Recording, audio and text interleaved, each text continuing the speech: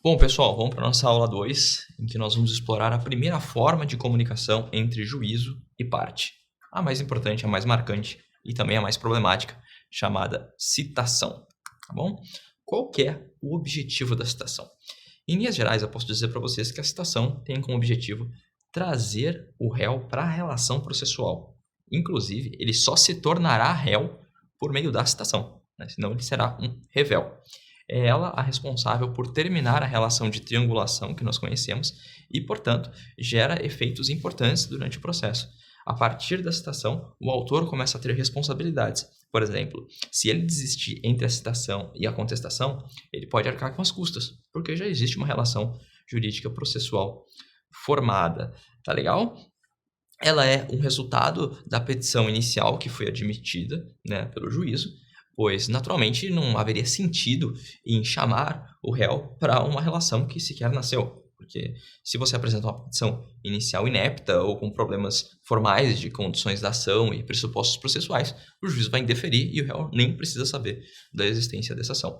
Então ela presume, né, a citação que a petição inicial tenha sido, ao menos, minimamente aceitável pelo juiz. Tá legal? No modelo do processo civil brasileiro, a citação é realizada por meio de um despacho. Esse despacho chama-se de cítice. E ele é bastante sintético, tá? O juiz não pode fazer maiores considerações porque corre o risco de perder a sua parcialidade. Então, ele basicamente dirá que a petição inicial está admitida, que o autor deve proceder com o adiantamento das custas, porque essa é uma responsabilidade do autor, enquanto que, após cooptar toda a informação de endereço, e-mail do réu e do pagamento das custas, o juiz mandará que o oficial de justiça, ou eletronicamente, seja feita a comunicação ao réu. Tá legal? Existe uma certa polêmica dentro do direito processual civil brasileiro quanto à finalidade da citação. Porque é óbvio, eu falei para vocês que ela se presta, num primeiro momento, a integrar o réu à relação processual. Mas o que significa integrar a relação processual? Algumas pessoas dizem que isso significa dar ao réu o direito de defesa, o que está, de certa maneira, certo. Porém, o novo Código de Processo Civil trouxe a possibilidade, não em todas as ações, mas na relativa maioria delas, que o réu também seja chamado para comparecer à audiência de conciliação e mediação. Isso significa que ele não seria, num primeiro momento, chamado a se defender, mas a comparecer nessa audiência para que o juiz tente fazer uma autocomposição, uma composição do conflito. É por isso que hoje não se pode afirmar categoricamente que o primeiro ato após a citação será a contestação. Às vezes pode ser o comparecimento numa audiência de conciliação e mediação. Como vocês podem ver também aí no slide, o despacho é uma decisão, não é propriamente uma decisão, ela é uma manifestação que informa. O juiz está informando um acontecimento para as partes e, consequentemente, contra ele não caberá recurso. Legal? Bom, no slide anterior, na aula anterior, na verdade, nós mencionamos sobre a Lei de Ambiente de Negócios e nós falamos, e aqui reiteramos, que ela foi responsável por tornar a forma eletrônica de comunicação como regra, e isso se aplica naturalmente à citação. Hoje, a citação eletrônica é o método preferido que um juiz adotará para se comunicar com as partes. Ele será o único método? Não, mas provavelmente será o método mais importante, o mais utilizado. Temos ações que, de fato, por determinação do próprio Código de Processo Civil, precisam de citação pessoal. Nós temos, por exemplo, ações sobre o estado das pessoas, que são ações que revelam a intimidade, como o divórcio, como avaliação de capacidade. Essas ações, o réu precisa ser citado pessoalmente, tá bom? Para não gerar, naturalmente, uma certa, digamos assim, impessoalidade, um certo risco de que ele tenha a sua situação exposta, né?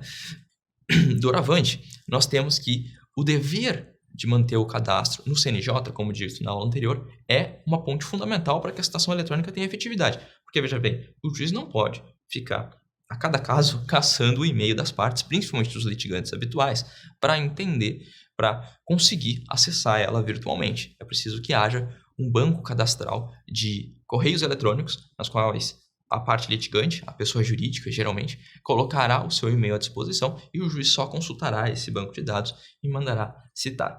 É óbvio que nem todas as pessoas são obrigadas a fazer esse cadastro e as que não forem precisarão colocar o seu correio eletrônico no no começo da petição inicial, nós temos a parte de qualificação, profissão, estado civil, nome e endereço, e ali também estará o correio eletrônico. Beleza? Consequentemente, nós temos hoje 3 regimes jurídicos, 3 grandes categorias de citação. Nós temos a citação eletrônica, que é a preferida, nós temos a citação física, que é aquele modelo tradicional, que nós vamos trabalhar melhor oportunamente, e nós temos a citação ficta, que é a espécie residual, digamos assim, é a que ocorre a citação ficta quando tem algum problema. Tá legal? Bom, a citação eletrônica, o que nós podemos dizer sobre ela? Ela tem um procedimento bastante próprio, tá bom? É o método preferido, e é o método que talvez vocês tenham que dar mais atenção, porque é o que vocês trabalharão na prática.